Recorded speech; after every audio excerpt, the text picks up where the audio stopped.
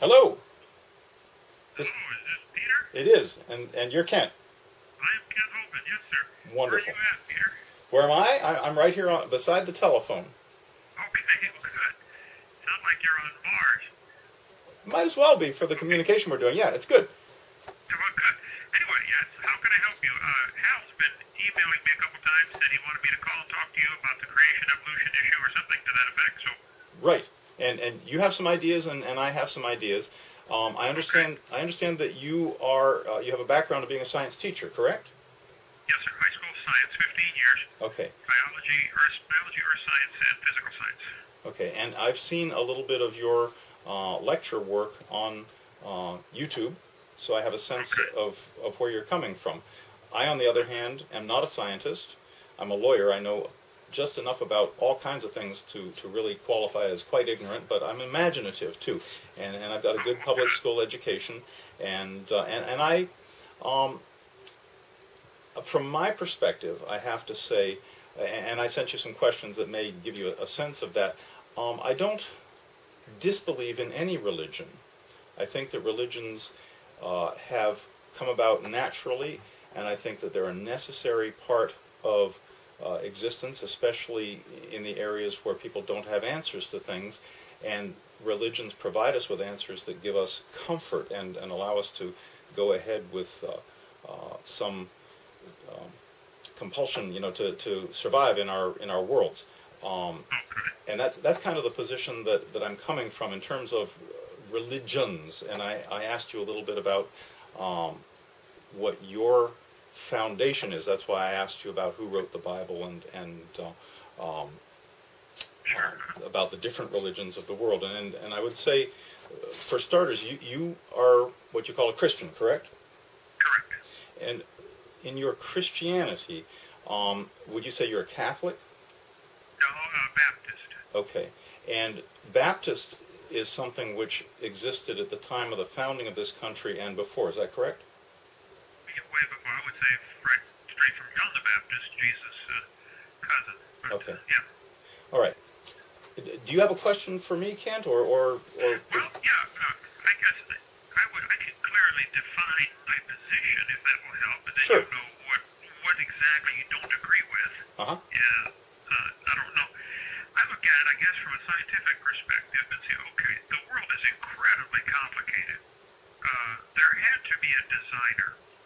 We don't see anything in any order of magnitude as far as order come about naturally. Nature tends to bring chaos over time. Things fall apart, degrade, degenerate. They don't improve and increase in complexity and order. So, as a scientist, I look at it and say, okay, the logical conclusion, if you were walking through the woods and you found a painting hanging on a tree, and you look around, there are no footprints, there are no people, there is no evidence of anybody having ever been there, but here's a painting hanging on the tree. Mm-hmm. You would conclude there must have been a painter. Whether you can ever find the guy or not, the painting itself is proof of a painter. Or you can use the analogy, you go through the woods and you find a house, a building. The building is the proof of the builder. Whether you can ever find the guy or not, it Right. sort of doesn't matter. Sure. So I think the creation itself is proof there was a creator because it is just incredibly complex. Now, to me, that raises the next logical question. Okay, I think there has to have been a creator. Now, who is it, and when did he do it, and why did he do it, and does he have any rules I have to obey, and am I ever going to face him one day, or her, or she, or it, whatever you want to call this creator? Sure. Now, we have a Bible that is claiming to be the Word of God. It is claiming to be inspired by him. And Aristotle's dictum, 400 BC, Aristotle said if a man wants to criticize a document, the benefit of the doubt goes to the document, not to the critic. He must prove his point beyond a reasonable doubt. Can I ask a question? Sure. Is that exclusively the Word of God as you look at it, or is that one expression of God? I think it is the flawless Word of God. Now, God also speaks through a lot of other things, through nature, I'm not saying that's the only way he talks to us, but I think that is the preserve. Well, in the field of law, if Congress, say New Hampshire Congress passes a law that the speed limit on is, 55 miles an hour. Once they pass that law, they have to do several things. They have to publish it, and they have to post it and make it well known. They can't, if they're going to fine you or give you a ticket for breaking the law has to be known and published. They can't keep it secret. And they have to preserve it on their records, So look, we passed this law 6 years ago, and it's preserved in the records. So that the people will know about it. Right. So I think if God is going to be our judge one day, and I believe He is, then He not only has to give us His law, what He expects, thou shalt not steal, blah, blah, blah, He has to preserve those for us. And I have come to the conclusion after 44 years of study that the King James Bible that I have in my hand is the preserved words of God. And we can argue that if you'd like, but as far as the religious part of the world, I say, okay, there has to be a creator. It just is too complicated. Somebody or something way smarter than all of us put together created this. And then I look at the time frame and say, I was taught in school, and I actually taught for a while in school, that the Earth is billions of years old. And if I look at the real scientific evidence, I say, hold on, that is just simply not possible.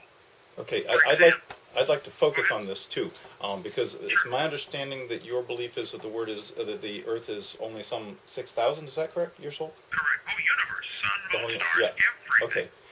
All right. And I'm going to ask you. You understand about radiocarbon dating? I do very well. Yes, sir. And when they developed that, did they not take some items that they knew how old they were and get a reading on that in order to tell what their scale was going to be? Willard Libby at the University of Chicago, after World War II, when they blew up the atomic bombs, they realized, well, hey, radiation is a whole other study we need to get into. Mm-hmm. Radioactive decay. Mm-hmm. So in 1949, he began research at the University of Chicago. His name was Willard Libby, L-I-B-B-E-Y, or just Y, I don't know. Mm-hmm. Anyway, and he realized that quite a few of these, actually all of the radioactive elements, and I think there are 6 or 7 of them, there may be more, but they decay, they fall apart, and you put a Geiger counter next to it, and you hear click, click, click as the pieces fly off, the little alpha particles and beta particles. There's a decay process that's pretty well studied. And so they say, okay, if they gave you 1,000 atoms of, say, carbon-14, at the rate they're clicking on this Geiger counter, how long would it take till half of them are gone? And they have determined that the half-life of carbon-14, which is an extremely rare radioactive element, Mm-hmm. the half-life of carbon-14 is about 5,730 years, a little less than 6,000 years. Mm-hmm. So the theory goes, if I gave you a pile of carbon-14, in 6,000 years, half of it would be gone. If I wait 6,000 more years, another half of the half would be gone, so we're down to a fourth, Right. and then an eighth, and then a 16th, and then a 32nd, and then not enough to measure. Most of the scientists will say that about 5 half-lives or 5 divisions is the longest you could possibly measure, because there's just not enough left to deal with anymore. It's just So nearly gone. that gets you at 120,000 years, doesn't it? Well, that would, let's say 6 half-lives Yeah. of 6,000 each. Yeah, that's 36,000 years. 36. Okay. So, Willard Libby said, okay, plants are breathing in carbon dioxide, and the sun striking the upper atmosphere converts nitrogen, a naturally occurring gas, into carbon-14. Nitrogen, the atomic weight is 14, and carbon, the atomic weight is 12. But when sunlight strikes the nitrogen, it creates this rare element called carbon-14. Estimates are that about 21 pounds of carbon-14 are created every year worldwide. So that's the entire surface of the Earth, the atmosphere. You spread out 21 pounds over this, and it's just not much, But this quickly combines with oxygen and becomes carbon dioxide. And the plants take it in, they breathe it in their respiration process. So the theory says, okay, whatever All right. percentage is in the atmosphere Mm-hmm. should be the same percentage in the plants. Sounds good. Probably true. The percentage in the atmosphere and in the plants that are living turns out to be 0.0000765% carbon-14. Then, if you bury the plant dies, it stops breathing, so whatever it had begins to decay, and it's not replaced. And so they say, well, we can tell how long this plant's been dead by simply checking how much C14 is in it compared to how much is in the atmosphere today. Okay. That all sounds great, except it's based on several obvious assumptions which a freshman law student could figure out. You're saying, sir, Your Honor, he's assuming that the present rate of the atmosphere is what it's always been. Every time they've gone and tested the atmosphere over the last 60 years since they discovered carbon-14, the atmospheric carbon-14 is increasing. There's more today than there was last year. Mm-hmm. For whatever reason, we don't know. So you the believe... fact is, you can't measure the age of any fossil with carbon-14 because you have a rubber ruler. You don't have a standard to check it by. So you don't think that carbon dating actually is an accurate measurement form? It is so wildly inaccurate, it's beyond belief. All right. They dug up a frozen mammoth in Fairbanks, Alaska. Mm-hmm. This is all documented on the website evolution-facts.org. Mm-hmm.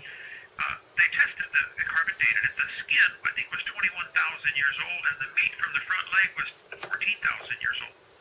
A 7,000-year discrepancy on the same animal. Mm-hmm. They took living penguins from Antarctica, still alive, mm-hmm. carbon dated them, and they were 8,000 years old. Okay. Let's take a different. One more example. Okay. Oak Ridge, Tennessee does a lot of carbon dating. Probably maybe the leading laboratory. They took a living snail out of one of their creeks up there, broke a piece off the shell, and carbon dated it. It was 14,000 years old, while the rest of it's crawling around on the table. Say in a court of law, they would laugh at this and say, "I'm sorry, this is not evidence of any age for anything. It's just too wildly inaccurate." Let's take something that I think every person can have a better grasp of without the need for an understanding of carbon dating. I've climbed Mount Wachusett many times. I've climbed in the White Mountains. We see a lot of bedrock, granite, what the Earth is made of, and we see the erosion that occurs, and we see that erosion is an immensely slow process. On some substances like granite. Right. And at the same time, we also see the geologic activity that pushes plates around and creates mountain ranges, and so these things are going on. Now, it seems to me, based upon what you can actually see over the course of recorded lifetimes, and 6,000 years, that's in the period of recorded history, you can see some changes.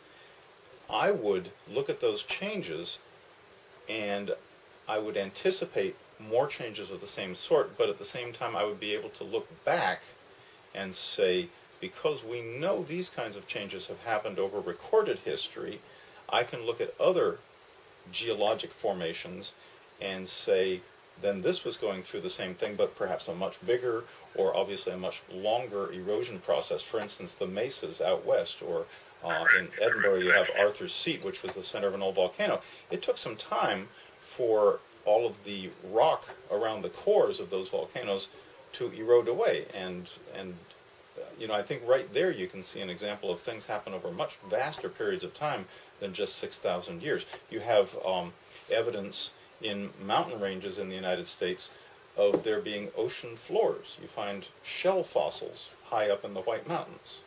Oh, I've got a bunch of them, I know. Yes. Let me give you a website to look at. Dr. Walt Brown was a PhD in physics, taught at the Air Force Academy for years in Colorado. Has a fabulous website, creationscience.com, where he deals with this exact question, the erosion rates, etc. Mountain building. He's got a 200-page section in there. You have to incorporate into your thinking what a worldwide flood would do that the Bible says happened in the days of Noah. Not only the Bible, but almost every ancient culture, I would say every ancient culture, has a legend called a flood legend. Right. We'll talk to you shortly, I think. A flood story, and I got creationscience.com, Walt Brown, okay? Okay, thanks. Hello? Hey, Kent. Yes, sir. Hey, you never did tell me what type of law do you do? I do criminal defense, same as Dave.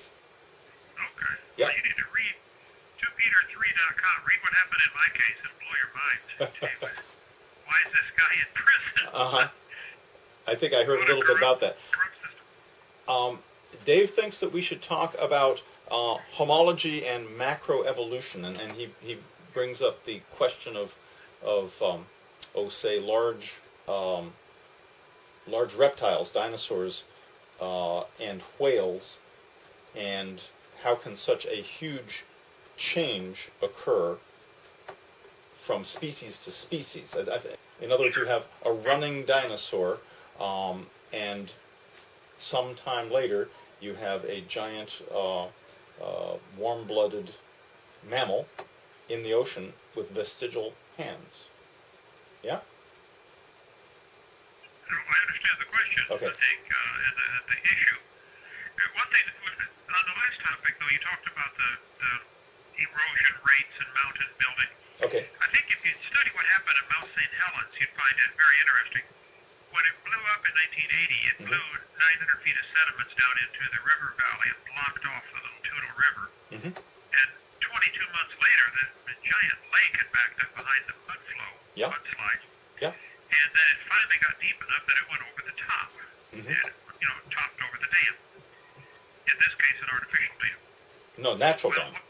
It happened all naturally, right? Yeah. Okay. So it was a dam that happened through natural process, not a human-made artificial lake type. Yeah. Okay. Good. It happens even worse with human-made dams. When they fail, it's catastrophic. But this natural dam, with the water, huge lake, little tiny creek. I mean, they call it a river, we call it a creek, But it backed up for 22 months. Finally, in the middle of the night, nobody knows for sure how long it took, but less than 9 hours, the lake completely drained. Once it started going over the top, it cut a notch, and then as the notch gets deeper and wider, the water goes through faster and faster. And then, of course, it picks up debris, and it becomes liquid sandpaper. It's not just water now. It's not only eroding, it's abrading. Right.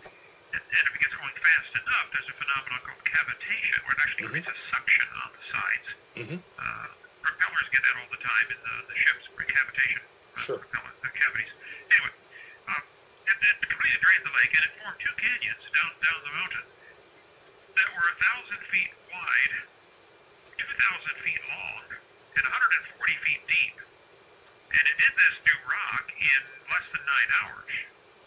Today, that Toutle River Creek runs through the bottom of those massive canyons, and if somebody came and said, oh wow, this little creek made this canyon, they would simply be wrong. The little creek flows through the canyon, but it didn't make the canyon. Grand Canyon is a classic example. The top of Grand Canyon at the Kaibab Plateau is about 8,000 foot elevation above sea level. Yet where the river starts carving the canyon in Page, Arizona, it's less than 3,000 feet above sea level. So in order to, if for those who claim that that river made that canyon, the river would have to flow uphill 5,000 feet to start cutting the groove, which is simply not logical. There used to be a giant lake that covered half of Colorado and Utah, backed up behind what now is Grand Canyon. It flowed over the top, who knows when, and started cutting that canyon. And once that lake began to drain, it catastrophically carved that canyon, probably in a matter of weeks. And we see examples where it happens all the time. There's a reservoir outside of St. Louis called Tomsauk Reservoir. I'm not sure of the spelling. Taumsauk, some kind of Indian name. 1960s, they built this massive reservoir on top of a mountain to hold water for the city of St. Louis. In, I think, 2004, 5, 6, somewhere in there, the reservoir, the dam failed, and it drained. It lost 1.5 billion, with a B, gallons of water in 10 minutes. And it carved a Grand Canyon right down the side of the mountain as all this water is racing down. So I think if you're going to study mountains or things like that, you're going to have to study what catastrophes can do. Now, you also mentioned about granite.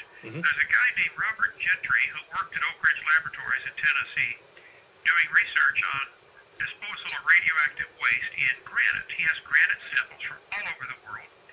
I can't think of his website right now. Let me think. Robert Gentry, Gentry, Knoxville or Powell, Tennessee, somewhere around there. His book is called Creation's Tiny Mysteries, and it's the little radiopolonium halos that are found in granite prove that granite was never a hot molten mass.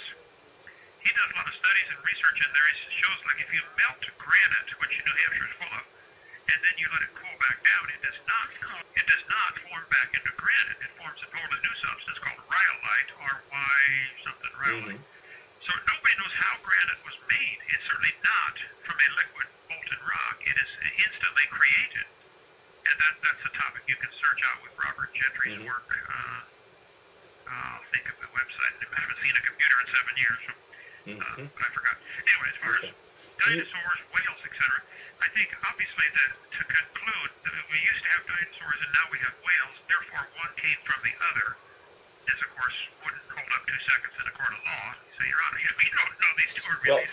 Well, they are very, very different steps off the phylogenetic ladder. But let me ask you this, Kent. Do you believe or disbelieve that that North America and Northern Europe were once covered by very, very vast glaciers? Oh, absolutely. Sure. Clear down to Kansas City, Missouri. Okay. No question. But you believe that all happened in the past 6,000 years, not in hundreds of thousands of years? Oh, yeah, absolutely, yeah. Ice Age. There are examples today of glaciers moving really fast. I think the world's record that they've measured is 100 yards in one day. Glaciers, but usually they're considerably slower. I flew over Greenland. I've studied glaciers. I've climbed on them all over the place. Love to study water science for years. Walt Brown's book on creationscience.com, his website, you can read the whole book online. There deals a lot with that topic also of the Ice Age. You know some examples of glaciers that move quickly. In general, though, glaciers are quite sedentary, right? Oh, some are totally stationary, not moving at all. And like you know some of the Greenland basins or the Antarctica. You know Mount Monadnock? They only move in response to gravity. Right. And if they're not on a hill, they don't move. You know Mount Monadnock in New Hampshire? I've only drove up here in handcuffs, so I didn't see that one. Okay, and it's called Mount Monadnock because a monadnock is a geologic term for a typical shaped extrusion of rock that is left after glaciers have been in an area. Are you familiar with that? Yeah, I'm 12 and a quarter miles from Mount Washington. I can see that every day as I step outside. I don't know that that's a monadnock. I remember coming from Quebec and looking back in the distance and seeing dozens of the same shaped mountains, and clearly something similar was all at work, and that was deposits or the rock left over after the glacier had gone through, all created by the same thing. So what you're saying is glaciation did happen very, very rapidly, much more rapidly than our science today believes. And I guess we have to leave it that I still stand by the very, very slow, in almost all cases, movement of the glaciers and the slow carving away of the lands. Yeah? Well, if you watch my video number 6, I deal with that topic, and you can watch it on YouTube or any number of places. It's called the Hovind theory. What forms the geology that we see of the Earth today? Christians and creationists like myself argue over the details, but they generally fall into 2 categories. I'm of the belief that the Ice Age is what actually triggered the flood to start. The Noah's flood about 4,400 years ago. And the other group would say, no, the Ice Age came after the flood because of all the climate change with the Earth. If the Earth had a different percentage of water as opposed to land, it would upset the wind and weather patterns and rain and blah, blah, blah. So anyway, Christians and creationists argue about that. Watch my video 6. That'll be the quickest way to get the long story on that. Okay. All right, on to whales. Yes. Hello. Now, whales are mammals. Agreed? Correct. How do we know that they're mammals? Well, that's, how do you know a pencil's a pencil? Man gives definitions and names to things. They're warm-blooded. We all kind of agree with consensus. They have live birth. The definition of a mammal is warm-blooded, gives milk, bears live young, and has hair. Yes. Those are typically characteristics of a mammal. Though there are a couple exceptions. Like the platypus, what is that? Right. Right. It has hair and bears live young. So whales, and I think it's very common that in their fins they actually have vestigial fingers, the bones of hands. Are you familiar with that? Well, that could be a way. I would agree that in the whale's flipper there are sometimes hundreds, certainly dozens of bones, and they're arranged in rows. And someone could look at that and say, oh, this is proof they had fingers. The other way to look at it is to say, oh, this is proof they're designed to be flexible. Because of all these bones and joints, they're incredibly flexible. It is not evidence that they used to have fingers. It is evidence that I could argue just as well, hey, this is proof the designer made it, and it does pretty good. The whale seems to like them like they are. They certainly work as flippers and very flexible flippers. For instance, for mating, whales, can't talk underwater. For they can't. I don't know, maybe they can, but I think they have to can. have these flippers to Yeah. clasp onto their partner. Sure. And they have to, actually, the male whales have little bumps on their flippers that hook onto the female, on their front flippers that hook on for mating. Now, in the whale's, what we would call the abdomen area, there are little tiny bones. They're about the size of a hot dog with a bun, maybe. I've got them in my museum. And the argument that they give in the textbooks is that these bones in the whale's abdomen are proof that the whale used to have legs, when that is just an argument from ignorance. Those bones in the whale's abdomen area are very different from male and female in the whales, and they're designed specifically to hold muscles. They're a free-floating bone that a muscle's attached to. You have the same thing in your throat. The hyoid bone is a bone that's attached to nothing other than it's not attached to other bones. It's only attached by ligaments to allow you to speak and swallow and breathe. You have also your kneecap as an example. It's not attached to another bone directly. It's attached by ligaments. It's a free-floating bone. Mm-hmm. These bones in the whale's abdomen are designed to hold specialized muscles that allow the whales to reproduce. Some of the whales, the penis will be 15 feet long and weigh 300 pounds. And they have to maneuver this thing in the dark, underwater, with a giant tail in the way.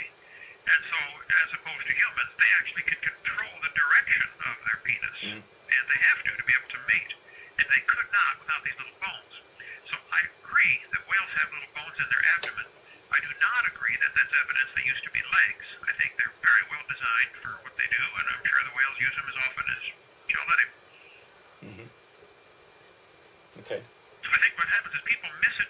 We see the same evidence, and we interpret it so differently. You see this in a court of law all the time. Mm-hmm. Here's the evidence, and the two different sides argue about how it should be interpreted, like the Zimmerman trial. Right. I'm thinking that those bones, and I don't know what the evidence is that they may have, that they are vestigial hind legs, but certainly having them and being able to manipulate them, the whales would certainly make the most of whatever they have biologically. So, and I don't know that evolution. You're going off the evidence. The evidence is they have the bones. They're used in mating. That is the fact. Right. Now, anything beyond that would be a theoretical religious belief that, maybe they used to be ABC. Well, we don't know any of that. What we know is they have them and they work fine. Sure. And that's where the evidence stops. I don't know what the record might be of more ancient forms of whales that those bones may have been different in. I'm not familiar with the physiology that you're describing. Right away, I would say, if somebody brought that in a court of law, I would argue, Your Honor, you don't know that any bones we find fossils of are related to anything alive today. When you find bones in the dirt, all you know is it died. You don't know that it had any offspring. And you certainly couldn't prove it had offspring that were different. No animals today produce offspring that are vastly different. I mean, cows make cows and dogs make dogs, and there are simply no exceptions. So if somebody wants to believe that whales came from dinosaurs, they can believe that if they want, but that's not science. That's a religion. That's something that it could not be provable. No fossil would count in a court of law as evidence for anything other than an animal died. You would not have proof that it had any babies. Certainly not that it's related to something else. And then they argue that argument involves the assumption that the geologic column is accurate. All over the world, petrified trees are found standing up, connecting all those rock layers. And yet the textbooks teach they're different ages. I said, that's not possible. All those layers formed in one big flood in the days of Noah. That's all on video 6 also. We want to hit a new subject, and that is actual evolution, and we're talking here about it's been brought up that a dog can't become a bird, or you don't see a frog with a wing growing out of it. And what I've been talking about, or where my thinking on this comes from, is the physiologic development of the nervous system, actually, which I studied when I was in college, and it follows the phylogenesis of different species. We don't see, in the course of a number of years in a human's lifetime, we don't see significant changes in species. And I think the idea that we're bandying about here is, how can evolution be real if we don't see that? And I brought up that, in fact, if you look at certain things that have a very, very rapid generational change, that breed fast, that you actually do. And the example that I came up with and that we've been thinking about a little bit is tuberculosis. When a person gets sick with tuberculosis, it's been I think a standard form of treatment for some time. There is some medication which is toxic to the tuberculosis. What do you call it? What kind of life form is tuberculosis? Virus? If it's a virus, sorry. I think it's a virus. I think it's a virus. Okay. And then what happens is you need to treat a person over a period of time, not just a dose with this toxic material, but you need to treat them over a period of time.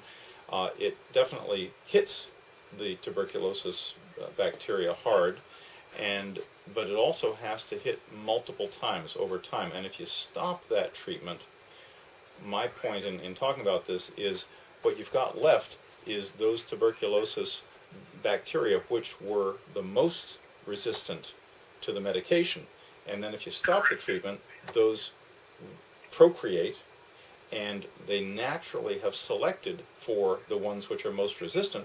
And because of the vagaries of life today and the people who have tuberculosis, you've created a super tuberculosis bug, a resistant tuberculosis bug, which is a real challenge to medicine today. So that's an example of how you can see a form of selection, and I would say our battle against it maybe makes it not a natural selection, but certainly the response of the bacteria is a form of natural selection.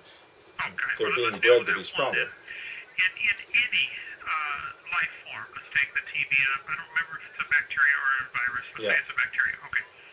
And you have 20 million of these TB bacteria in your body, and 1,000 of them are, just by chance, happen to be much more resistant to whatever the thing you're using is to kill them. Right. So you kill off all but those 1,000. Now, you have not created anything new. You've selected one slice of the gene code in the TB that already existed. Correct. They already had this resistance. Now, like I think dogs might be a better example, easier to understand. Dogs have a variety of temperature, ability to resist temperature. Some are designed or seem to adapt better to the desert, like the dingoes in Australia with thin fur, long legs, a small, thin body. Whereas the huskies in Alaska would have thicker fur, shorter legs, thicker body to retain body heat. Big feet. If I turned all the dogs in the world loose in Alaska, those that aren't already able to handle the cold weather would die off. Right. And we didn't actually create a husky, but Alaska would select for the husky body style. Correct. You have the same thing with the TB. The drug that you're giving them is artificially selecting for the ones that are already more resistant. It's not creating anything. And it's still a bacteria. For heaven's sake, that's not going to any evidence that everything came from a rock and turned into a whale. So that change is so minor, it wouldn't amount to anything. And it's selecting. It's not creating. Selection, only selection. Right, and I think, Kent, this is one, I think it's misconception. Evolution is not postulated as a process which creates anything. Evolution, or what you could call natural selection, is a process of characteristics continuing to exist where other characteristics don't continue to exist simply because they are appropriate. I understand. That's where the first thing you have to do in this discussion is define the word evolution. Right. And there are 6 different levels or meanings to the word. Micro, macro, cosmic, organic, and I have those all listed on the... If you go to 2 Peter 3 to the debate challenge, I have the 6 different types. Well, I would suggest you watch my video 6 for stuff on the Ice Age, and watch video number 4 for exactly what we're talking about, microevolution, bacterial resistance. That's all covered on my seminar part 4, which you can see. Last question I would have, do you have a dog in this fight as far as do you want evolution to be true to get away from the responsibility of God, or if it was proven that that's the only option, would you accept it? I think that science has shown us enough that evolution should be taught as a science.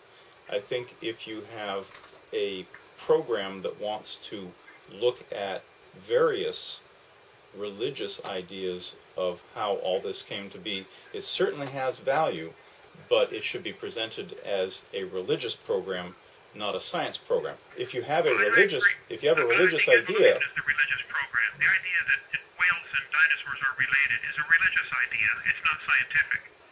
You have to believe that. And yet people are welcome to believe it, but that's not science. Now I got to go. Hey, Okay. Get with Hal. Let one at a time. Let's do this again, all right? all right, take care. Hey, thank you so much. Thanks. All right, bye-bye. Bye. Interesting. Very good. Yeah, yeah. Very good. All right. Is that a wrap? I think that's a wrap. We got to do an official wrap, right? No, you did that last time. We did a wrap last time? Yeah. Okay, good. Okay. Then it's just